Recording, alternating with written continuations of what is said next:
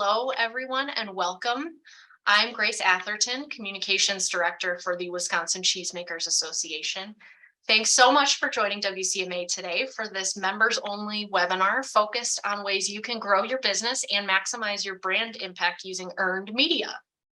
We know it's not always easy to navigate the world of media and marketing, especially when you have so many other demands on your time and attention. So we hope this webinar will provide you with some additional tools to add to your arsenal and resources you can always come to for support when you need it. Just a little housekeeping before we dive in. I'm sure everyone has heard these reminders 100 times on Zoom by now, but we've got to do them. First, please make sure you are muted so we can avoid interruptions during the presentation. And if you have questions during our program, you can type them right in the chat. And as I mentioned, Sarah will make sure to call those out during our Q&A portion. Let's take a look at our agenda to start. First, we'll share an overview of the ways WCMA leverages earned media resources and the support we can offer to help our members build and execute a successful earned media strategy. Next, we'll hear from dairy farmers of Wisconsin about the advantages of utilizing earned media to promote your business and the extensive resources DFW offers for dairy companies that need support in that space. Then Emmi Roth will share some useful insights on how to think beyond traditional earned media platforms to create your own news, even when you think you have nothing to share. And finally, we'll open it up to your questions for our expert speakers before we wrap up this month's webinar.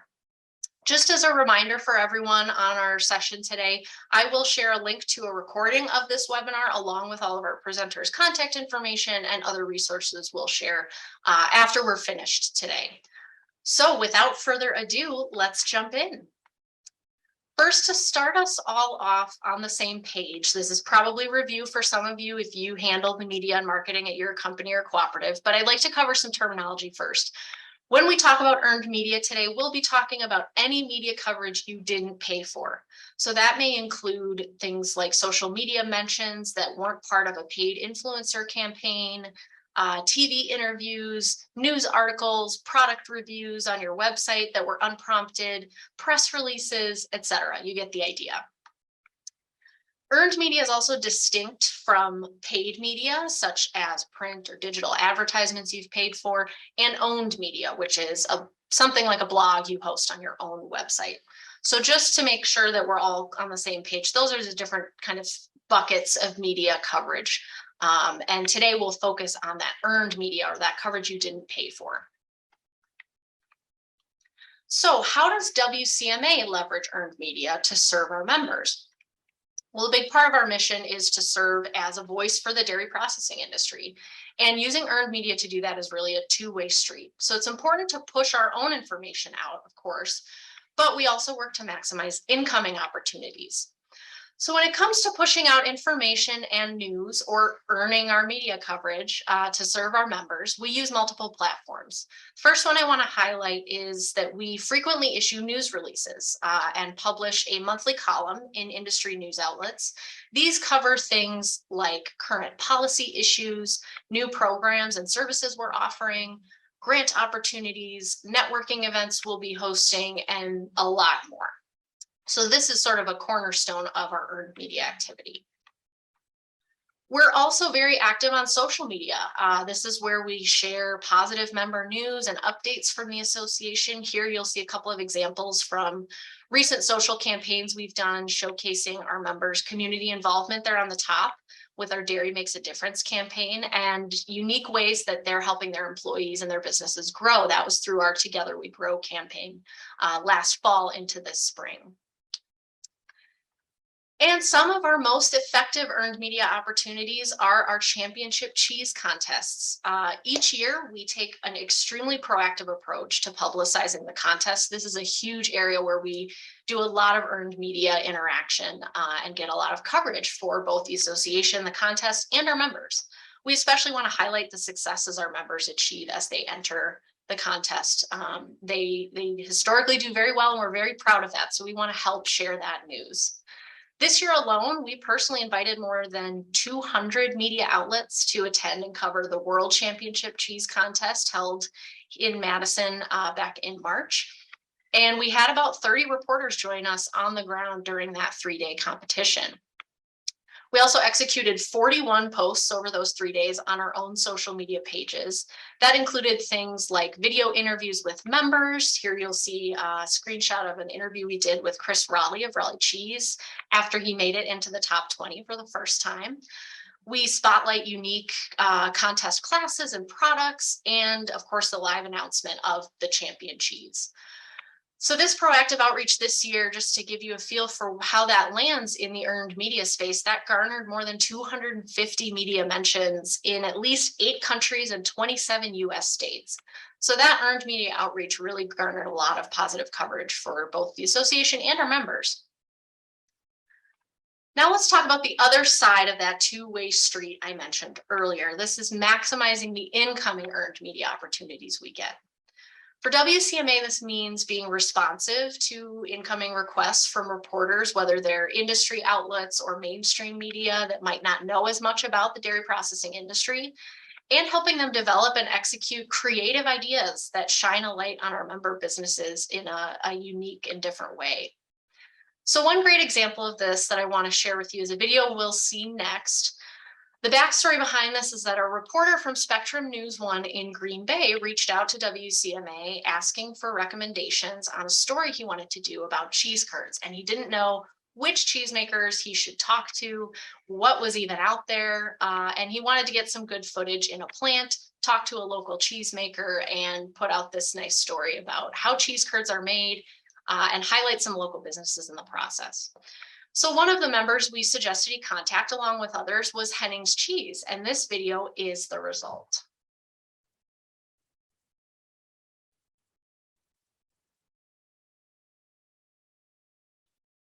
Here at Henning's Wisconsin Cheese and Gill, we're getting an up-close look at the process of making Wisconsin's famous cheese curd. Carrie Henning watches over the process from start to finish. The third-generation cheesemaker still enjoys making curds 40 years in. It's just the passion and it's the fun and the pleasure you have making this product and getting the consumer's response when they just, oh, that's the best cheese and stuff like that. Henning's family started making cheese in 1914. He's proud to keep the legacy going. So a lot of history. Henning is a master cheesemaker, a title he earned after more than a decade of being a licensed cheesemaker, then spending 3 years earning certification. Well, it's pretty cool. It's it's not a very big club here in this state. Henning says it takes roughly 2 hours from milk to finished cheese curds. Once the cheese is done being cut in the milk vat, it's pumped into the tables. These machines spread the curds evenly before crews take over. They then start pushing the curds to the sides of the table so they're easier to handle.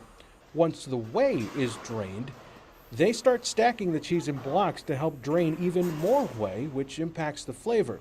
First, single high, then 2 high, 3 high, 4 high, and finally 5 high. To have the best tasting cheese, you got to do a good job with the cheddaring process here so that whey can drain out. You get nice curd formation. Then it's time to slice the cheese. This is when it starts to look like the curds you see at the store. Once done, the cheese is salted in 4 layers. The process is nearly done. All that's left on the production floor is bagging and hauling the curds away. Henning's already working on the next batch. He says quality matters. I think we all have a sense of pride of where we've all come from.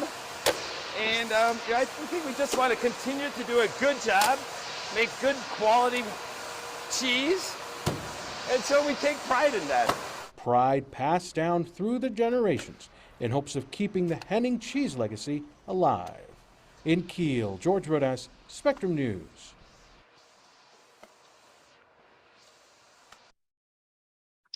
So that request offered the Hennings a chance to tell their story with a personal touch and remind their community of a local business they can support.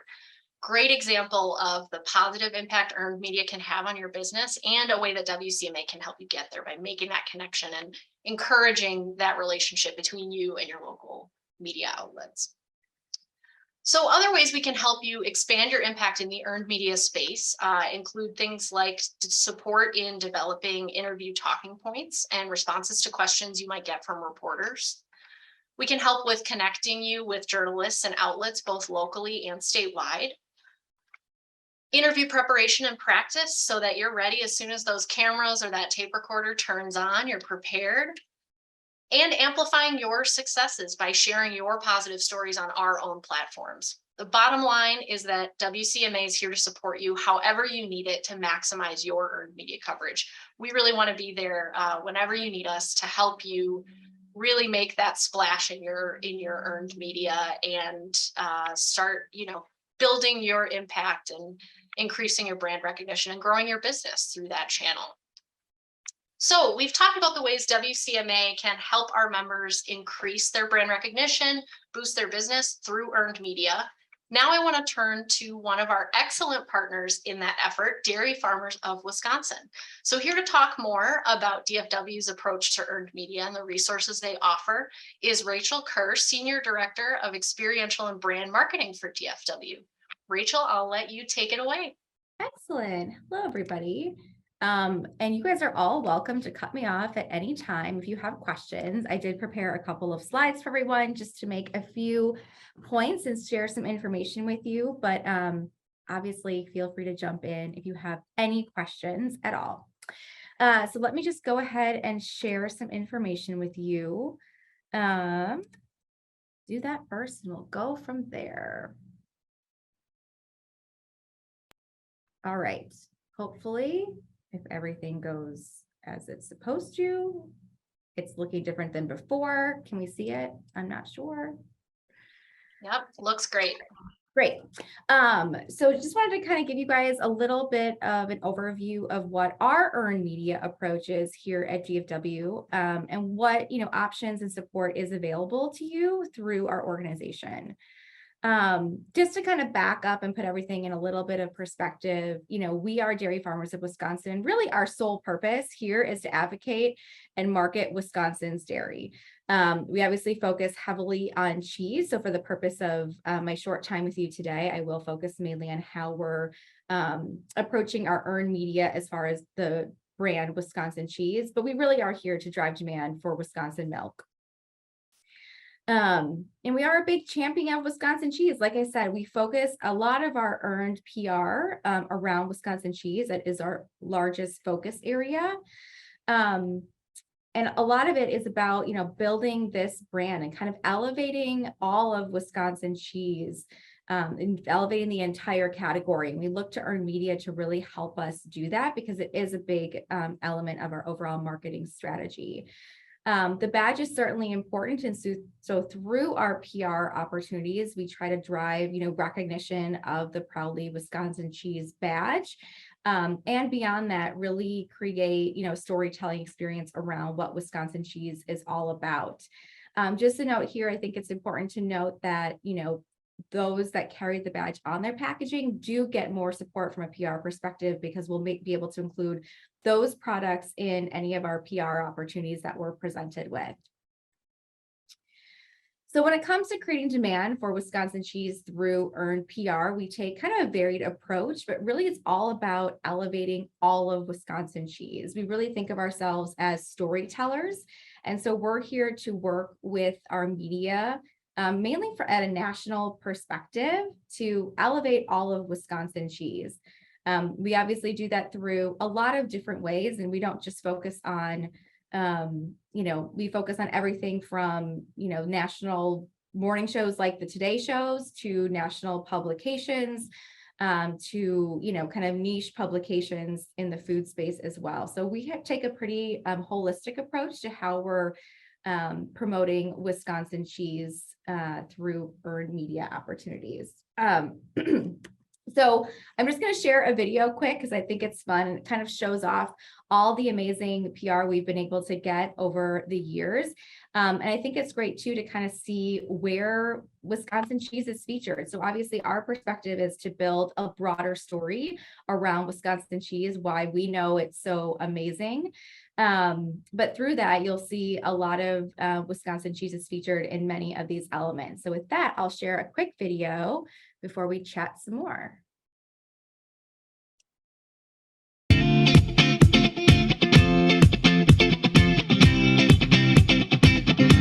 Wisconsin, the state of cheese, is sending everyone home with a selection of award-winning Wisconsin artisan cheeses for the perfect home. We are completely obsessed with making the greatest cheese on the planet. State of cheese. The state of cheese.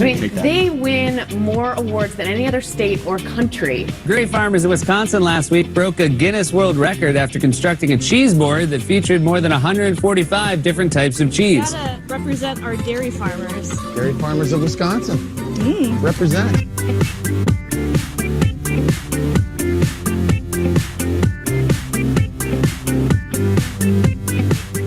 When I competed on Top Chef, the key was starting with the best ingredients if you were going to make a really wonderful dish. And when you consider the best of the best, you have to look at Wisconsin cheese. Championship quality ingredients, like the Wisconsin cheeses that we have right here in all of our recipes. But speaking of that, Wisconsin is the state of cheese. We're here celebrating American Cheese Month and the 180th anniversary of cheese making in Wisconsin. Wisconsin is a world of cheese in one state. What I love about Wisconsin cheese, they're like one of the only states that you have to be certified to be a cheesemaker. So great meals start with great cheese. I'm obsessed with Wisconsin cheese.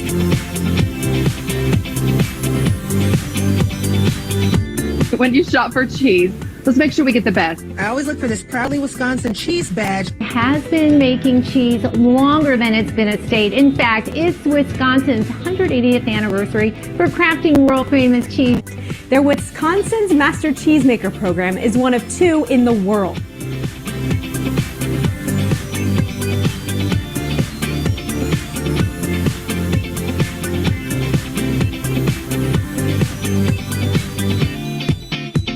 I don't know if it's doing something weird for you guys, but the video on my end is looking very strange.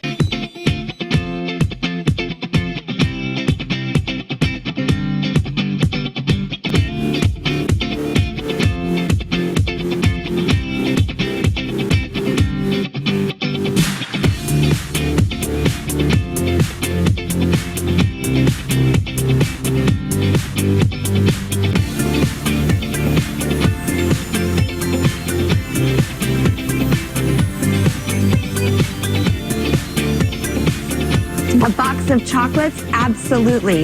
A box of cheese from Wisconsin? Yeah. Holy moly, Oli.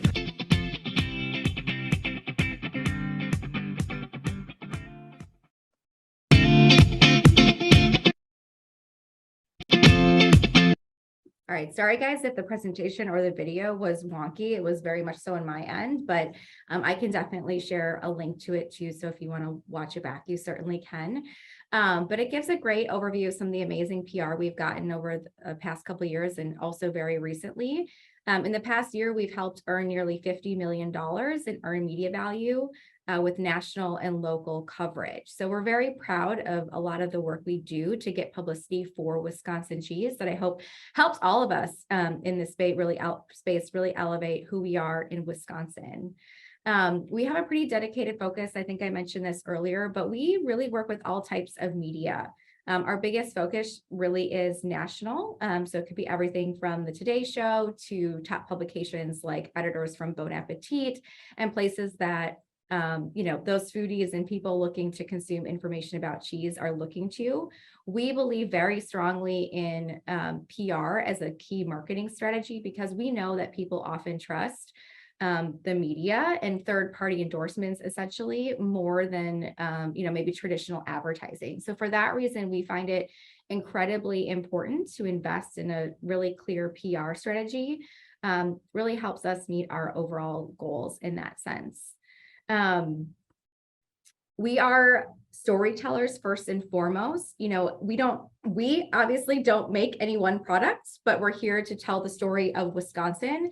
And so through that, we'll develop story ideas like, for example, really touting the accolades of the Master Cheesemaker program, or we might work with an editor to help them understand how, you know, the evolution of artisan cheese in Wisconsin has come about, and many other different story angles that really help tell the story of Wisconsin. And through that, there's opportunity for obviously dairy companies, because in order to help tell those stories and bring those moments to life, we obviously rely on touting the different dairy products. We highlight the different makers in our state, the different brands, to really showcase the breadth and variety and mastery that is Wisconsin. And so we kind of are here to elevate everyone. And so we'll feature obviously various people and faces throughout all of our PR opportunities. We also have a really great, we call local broadcast program. So we work with local, you know, stations in different markets across the country that are key for a retail perspective, to get local media presenters on TV talking about Wisconsin cheese. We'll usually focus cheeses that are available in that market, so people watching that segment in the morning know where to find, you know, those specific cheeses that they may want to use for their next recipe or create for their next cheese board, or whatever that segment might be focused on. So we have a pretty robust program that allows us to get on TV almost every year in pretty much every state. So just for your information and how you can best get involved from a PR standpoint, the main thing is really keep us informed and stay connected to your dairy company communications representative. I think I saw Angie Edge join the call. She's one of those team members. But keep us updated so we know, you know, if you're launching a new product or there's something new, or just general information, maybe you're celebrating an anniversary. Those are all really important things for us to be aware of, so that as we're connecting with editors or we're working with producers and we have opportunities to tell Wisconsin's story through the media, we can help feature, you know, different cheese companies, different producers, through those opportunities. So the best way is to keep us informed, share press releases, media alerts, new product info, or just generally stay in touch of you know, what's new and what maybe your top PR goals are as well, so that we can keep that in its mind as we have opportunities across our labs. Also send cheese, and not necessarily just samples of new products. For example, we have a walk-in cooler here in our office that we keep stocked with cheese, so that at a moment's notice, when we get opportunities from the media, we can provide samples. So the more we have, and I'm not saying it needs to be a lot, but the more we have access to here, that's a great way to make sure, you know, your products get included when we have opportunities, let's say, for a broadcast segment, let's say in like Cincinnati, for example, or maybe we're working with an editor who's writing a story in wine and cheese pairings, and we can send a couple samples from Wisconsin that we think might make some great pairing examples. So definitely send cheese because it's great for us to have it on hand. There's so many media opportunities that we have access to. And then lastly, use the PWC badge, the Proudly Wisconsin Cheese badge, so that we can give support to those products that carry it. There's also a lot more training that you can access. If you don't have a login, you can go to wisconsindairy.org, click on dairy companies, and then training resources. And there you'll find a variety of webinars that you can watch on your own. Obviously, there's one here on PR, but there's also one on brand storytelling and social media. So if you want some additional trainings, those are very easy to access. The PR one, obviously, everyone here is interested in earned media. You can watch a webinar there, which will cover, you know, why it's important, how you can make it part of your marketing strategy, some keys to getting earned media coverage, and then just the details of like, how do you actually create a media contact list? What is the anatomy of a pitch? And just developing an overall plan, some tips for actually preparing for media interviews and also measuring results. And there's some worksheets that go along with that. So I know WCMA has some great resources, but we also have this webinar that you can access at any time. And then lastly, I'll share this presentation with everyone attending, but just some main points of contact. The first person really is going to be your dairy communications representative, but myself and Abrielle, who also leads our PR, are great contacts to have just from a PR standpoint. So with that, I think I'll end my portion, but I'm happy to answer any questions or possibly let Abby join and answer anything at the end.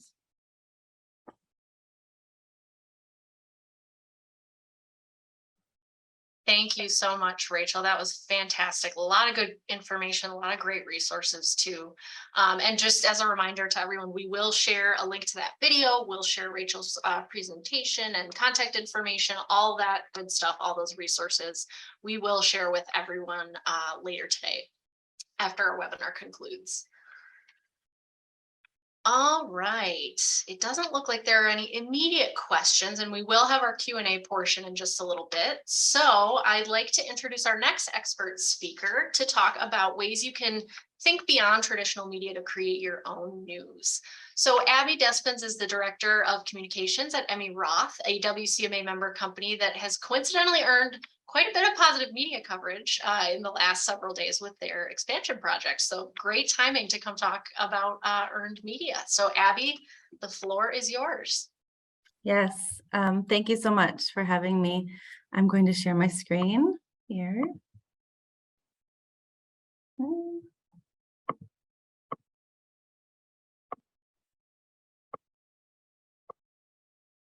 Okay. Great. Well, thank you again. As Grace mentioned, I am the Director of Communications and our digital teams here at Emmi Roth. We've been a proud WCMA member for over 30 years since Roth Casa started here in Wisconsin. Our President and Managing Director, Tim Omer, is on the Board of Directors, and we're excited to be here, and I am looking forward to sharing some information about how we maximize our earned media. And one of the things that we talk about a lot is when you don't have a new product, when you don't have something very glaring to share, how do you create your own news when you think you have nothing to share? And typically we all do have a lot to share within our organization. So I'm going to talk through how we do that and some tips on how to really maximize the stories that you have inside of your companies. So one of the things that we really look at a lot is thinking outside of the newsstand, outside of TV, outside of traditional press. Traditional press is a very important part of earned media. We all know that. But one of the things that we look at as part of our earned media is also online media and how that's impacting the conversations. That there are a lot of opportunities for gaining earned media outside of just traditional press. And when you think broadly, it allows you to open up some additional avenues for getting earned media for your company. So what does that look like? Obviously, traditional press is something we all, as PR and marketers, strive towards getting TV segments, newspaper articles, online press coverage, trade press, very important to our strategy. When you look at an omni-channel approach, we also look at the digital side of things. Social media and reviews can be a really powerful earned media channel. So shares of your social media content, ratings and reviews from consumers, influencer recommendations that you don't pay for, that you earn. Those are all really powerful additional earned media avenues that you can leverage. And then finally, organic search is also a really unsaid and powerful earned media approach. As search engines organically pull you as top in search, that is organic and earned. You're earning that by placing in search engines, and there's ways that you can control that and benefit from that as well. So one thing when looking at that omni-channel approach is we have the power as marketers to create this media. We have the tools to influence conversations about our brands, especially, or even and especially when you feel you don't have anything to share. So how do we create news and create earned media? So I'll kind of talk about two different areas, the traditional and then the digital social aspect of this. but of course, traditional press. And we all talk about building media relationships. It's very important. We all know this as PR and marketing professionals. But how can we dig deeper and create that news for them? One of the things that we try to do every day is to really be the go-to source when the media needs ideas, when they need stories, so that they call us first. And they're calling us when they need a story about blue cheese, or they're looking for a resource for sustainability, for example. So making sure we're always that go-to source for them. Connecting with old media contacts. So one thing that you can do is just follow up with the people you've worked with. What are you working on? How could we help you? Reconnecting with them and possibly creating some earned media based on just connecting and seeing what reporters are interested in. Making it easy to cover your company and brands. We do this through providing a great press newsroom, making sure that we provide people to interview, photos, videos, anything that can accompany a story to make it really easy to create the earned media. And then finally, Grace mentioned this in the beginning, but being a guest writer. This is a great way to offer traditional media an additional set of hands. We all know that reporters are strapped, and there's not a lot of reporters at publications right now. So offering to be a guest writer is a great way to continue to build a relationship, but also garner some earned media that you're not paying for and that you could be positioned as an expert on. One of the ways that we recently did this, you can see here, we shared the cover of Cheese Connoisseur magazine. One of our cheesemakers, Madeline, was featured on the cover last year, and I pitched this idea 5 years ago. It was 5 years in the making, and it's such a great example of keeping a relationship with this publication, with the writer. I pitched it probably 20 times, and finally, after 5 years, out of nowhere, they contacted us and said, we want to put Madeline on the cover of our next issue. And so it's just such a great example of continuing the relationship, being a resource. And when they needed someone on the cover, they thought of us first. And so it was a really proud moment of earned media for us. In addition to building relationships, how can we develop our own news? Now, the thing that we always go to first is, what new product are we creating? Are we breaking ground on a new building? These are easy things for us to garner earned media from, but there are those kind of low lulls in our media relationships where we don't really know what to say. What are we pitching? What are we talking about? And there's a huge opportunity for us all to develop our own news for editors. Using the calendar for story ideas is a great way. Is it Cheese Curd Month? Is it Feta Day? You know, whatever it is, utilizing those key calendars or those months to create story ideas and spark a conversation with an editor is always a way to create something that wasn't there. Being a thought leader, we share a lot of data with editors. You know, how is specialty cheese growing? How is this category growing? How are consumers changing their buying habits? Things that we use internally for our own benefit, sharing those out to media and creating that news, creating that story with them based on the data that we have inside of our company. Utilizing food trends can be really powerful. One thing for our teams that happened a few years ago is the baked feta pasta trend. These are food trends. Spicy is still hot. There's a lot of food trends that come out every year that we can attach to as dairy companies to say, hey, we have a product that fits this trend. This is a great story idea. You should write about it. So utilizing other food trends to kind of create our own news. And then finally, thinking beyond new products. What else can we share? This is a great example of our participation in a sustainability article. What is happening inside of our organizations that is really worth telling? And there are a lot of stories happening with all of us inside of our walls that we can really share out beyond saying that something is new. Moving on to the digital side of things, how can we create this? So reviews are earned media. This is a very powerful way for us to share information that's earned. We're not paying for people to say great things about us. Consumers can have power too, not just the media. And so we really look at reviews from consumers to utilize to our advantage as earned media.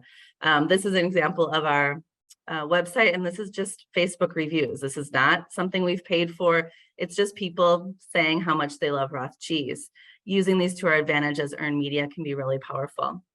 So to do that, of course, we need to make consumers really happy.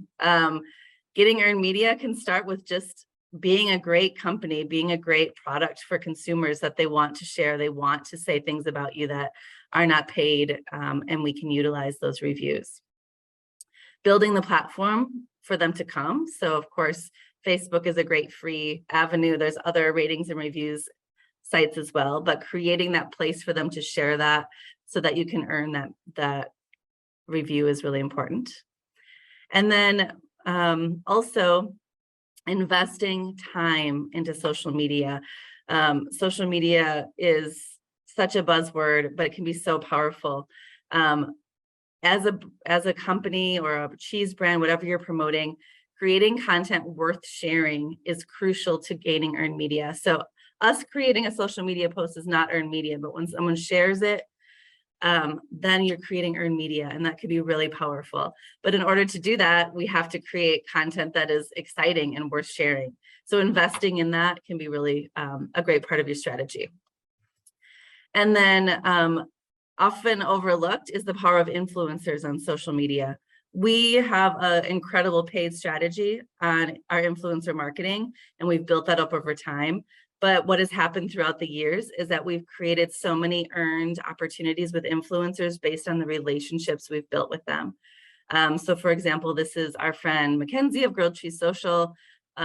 She has done a lot of paid opportunities with us, but because she loves our brand and loves our products, she often mentions Roth cheese to her followers for free. It's earned, that we did not pay for, and we got it just based on the relationship that we've built with influencers.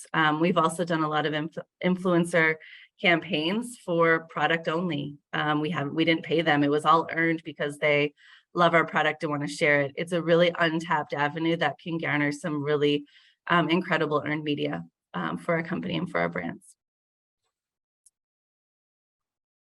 So with that is all I have today. I'm happy to answer any questions that anyone has, or open it up to all three of us to answer questions.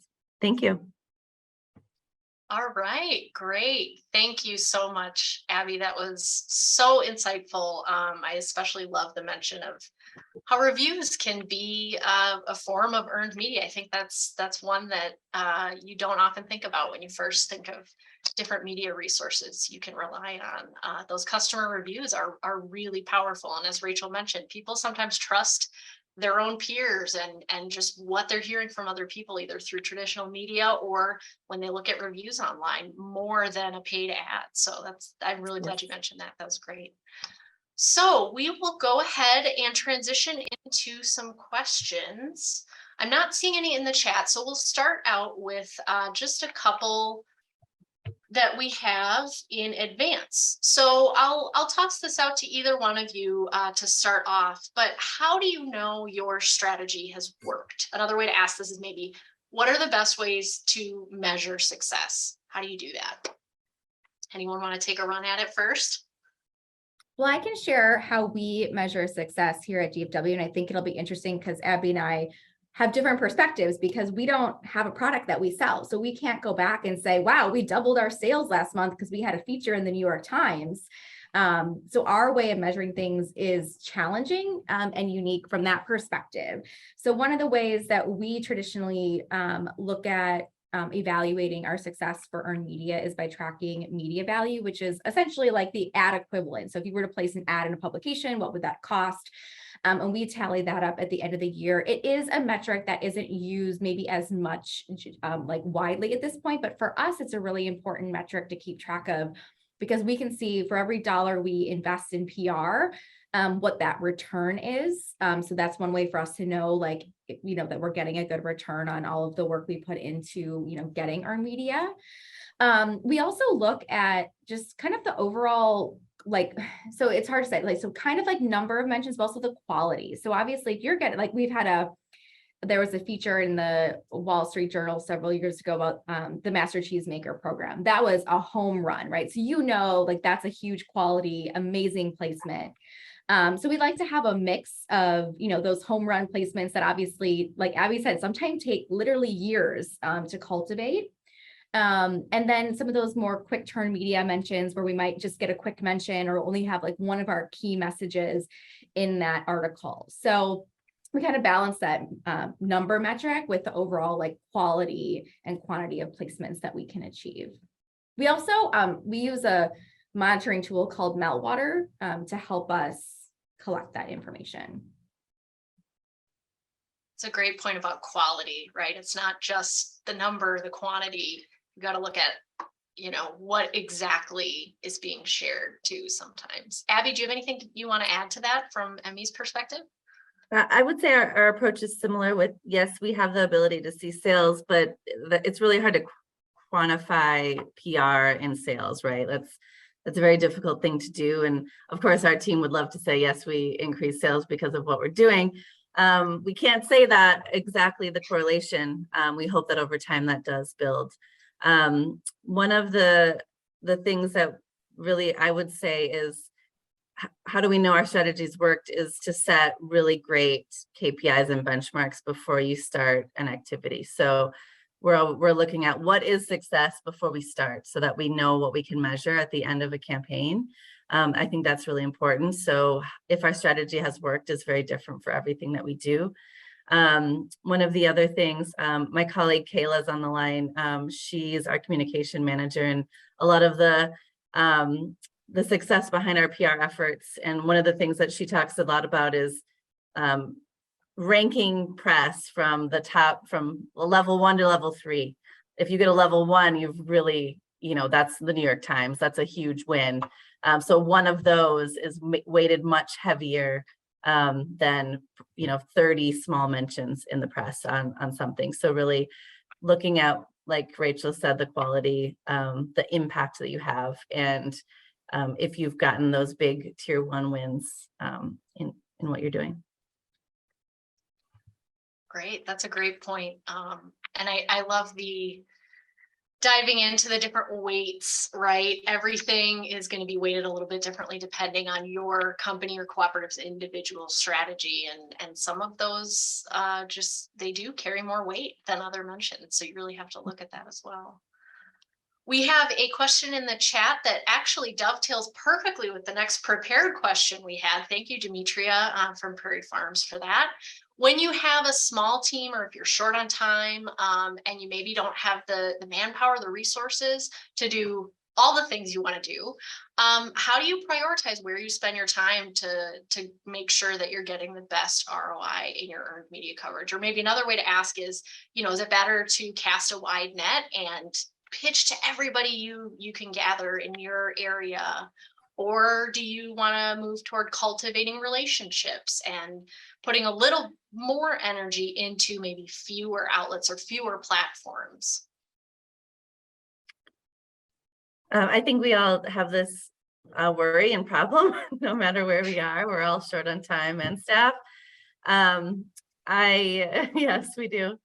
Our approach is twofold. The big stories, the press releases, we cast a wide net. Clearly, we want to get to everybody. But we also pair that with cultivating really important relationships. So we care very deeply about the media contacts that we have had long-term relationships with.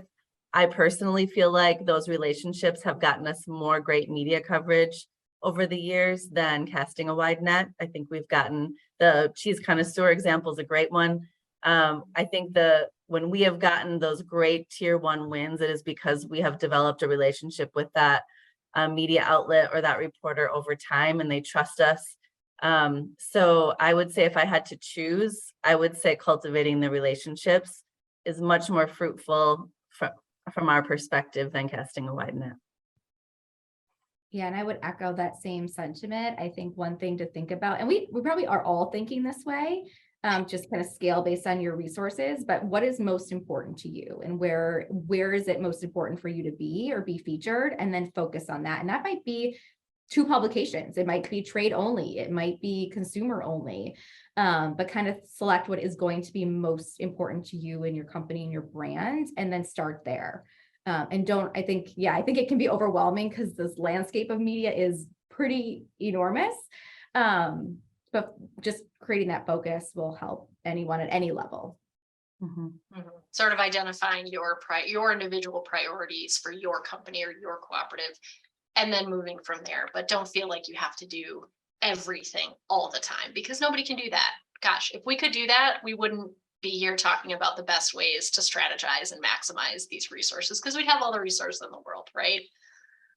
So that's a great answers to those questions. Another sort of in a similar vein, and Abby, this is probably a good one for you, knowing that Emmi Roth has, a slate of multiple different products, and Rachel, you can probably speak to pitching different cheesemakers as well. How do you pick when you only have one opportunity? You've got your one shot to pitch something.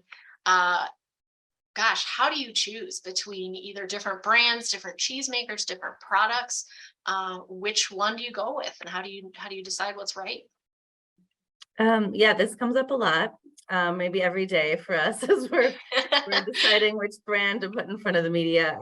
My short answer is the media will tell you which product that they care most about, and that's the one that you should pitch, which is what we try to lead with. We also have major campaigns throughout the year that there's just certain products that mean more to us, so we are going to pitch those.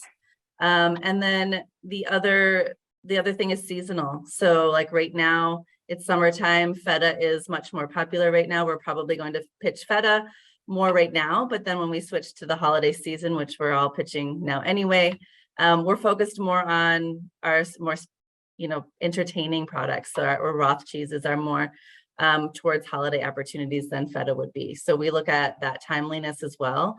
So it's kind of driven by what they want, but also some of the products that we want to put in front of them. It's really marrying those 2 things together for us.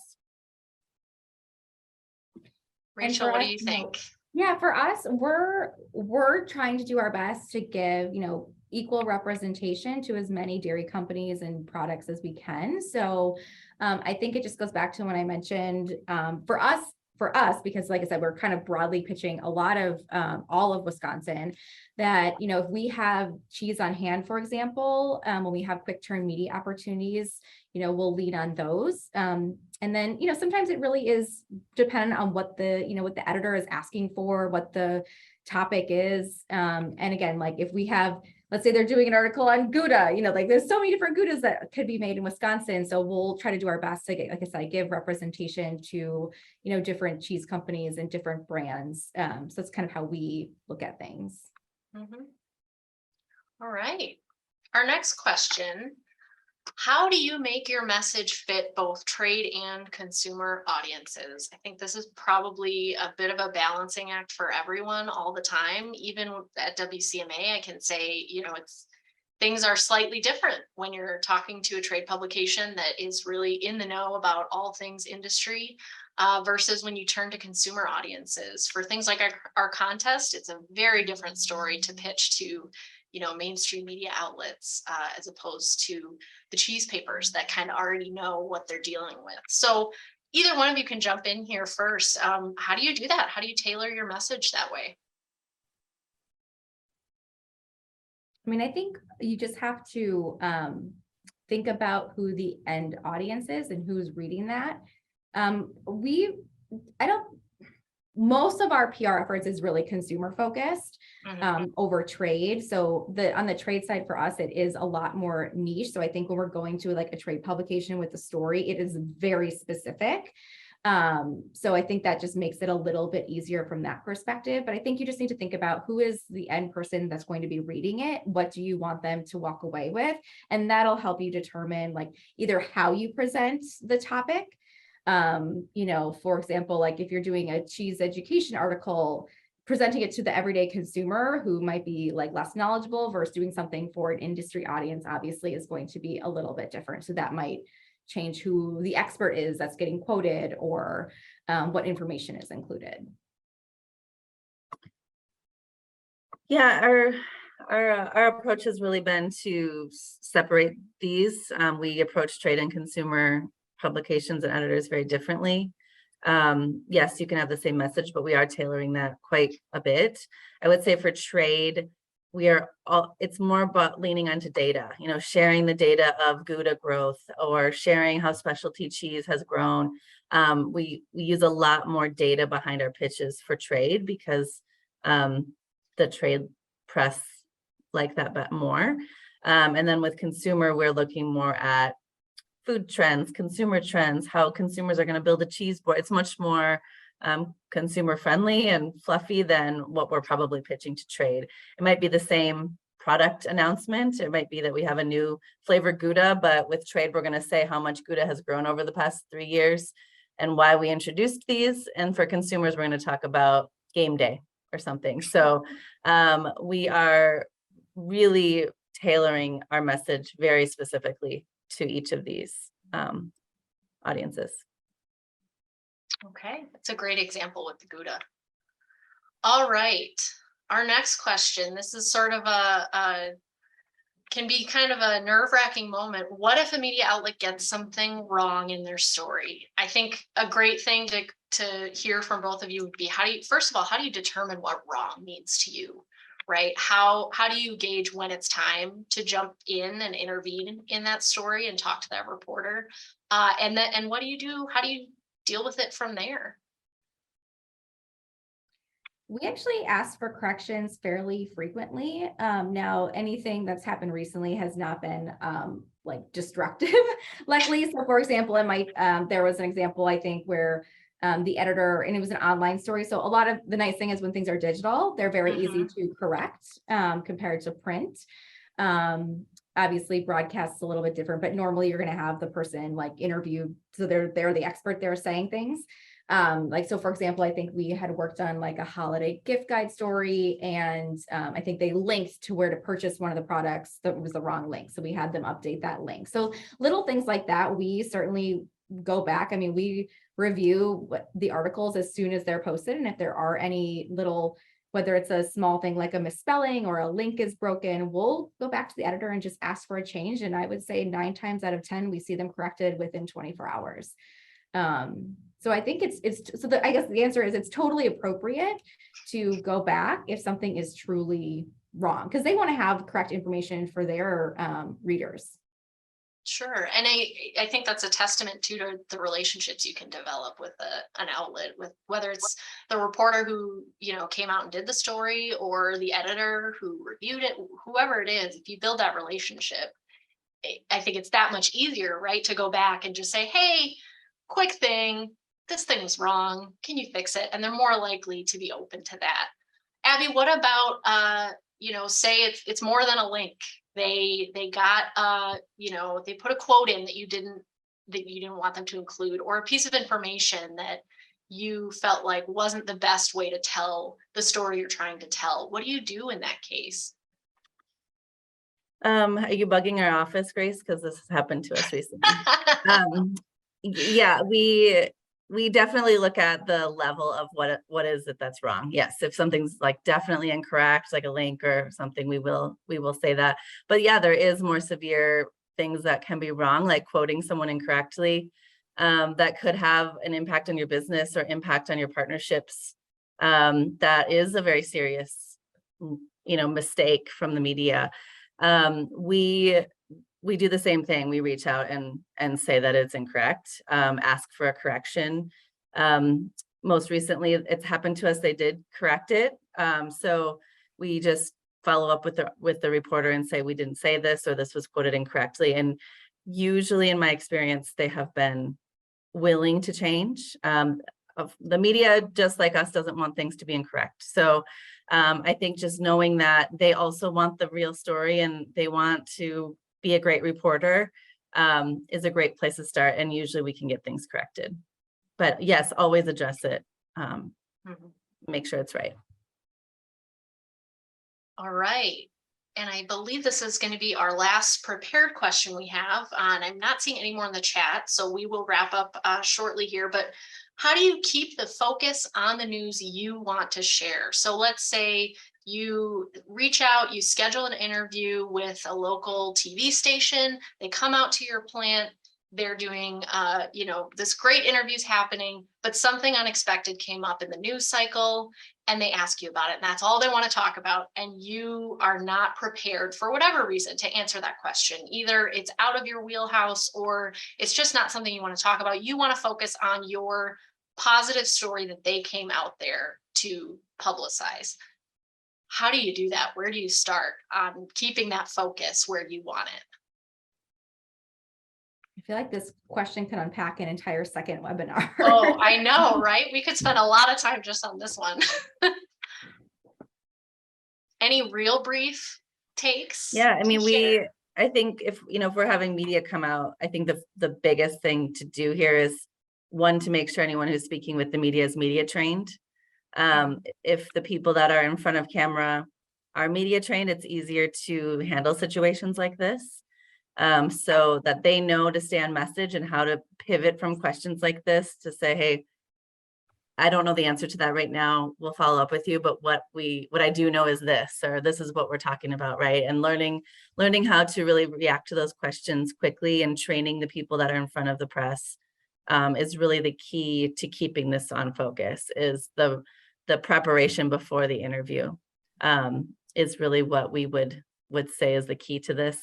Hopefully, if it's something that big, a PR person knows about it and can let them know ahead of time. I mean, for something to develop as an interview happens could also happen, I guess. But, making sure you're following your company, knowing what's in the news, knowing what's happening, and connecting with your teams inside of your organization, that if there's a crisis unfolding, that you have a crisis plan that's alerting your PR team and they're aware of it so that we can prepare for it before we go into interviews. Yeah, and I think everything Abby said, I did see another question just pop up that says, does WCMA or DFW provide any media training classes? We do not provide any direct media training, at least DFW. The webinar that I mentioned earlier does have some general tips in it. That's a good place to start. I don't know if you guys at WCMA have anything specific? Yeah, I would say we're in a similar position. Brittany, we don't currently offer, any distinct series of training classes for member employees on media training specifically. But I think that's a great idea. I love that you asked the question. Thank you so much for bringing that up. And I think, that's a great example of something where our members mention it and maybe in the future we offer it. In the meantime, though, I would say you're always welcome at any time to reach out to me or anyone else on our WCMA team, and they can connect you with me. If there's a particular opportunity coming up and you have someone that you're thinking, they're not real comfortable with media, maybe they just need kind of a 101, some tips and tricks. We're happy to help support you in that way and offer that resource and offer whatever we can. But great idea on media training classes. I love that. All right, I think that covers all of our questions that we've got for you today.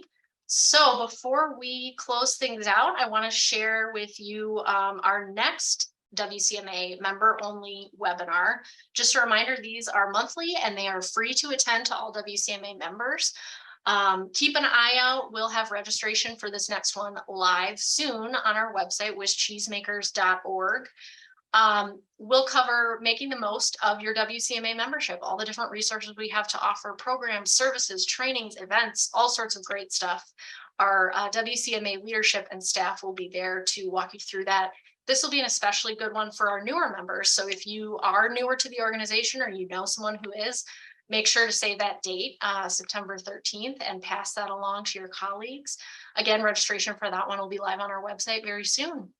So again, I want to thank you all so much for joining us today. We really appreciate your engagement and your support. And I want to issue a big thank you to our presenters, Abby from Emmi Roth and Rachel from DFW. Thank you so much for sharing your expertise and your knowledge with us. Again, for everyone on the call today, we will make sure to share a recording of this webinar afterward, as well as our resources, contact information, all of that was shared during the presentation today. So thank you all so much again, and have a wonderful rest of your day.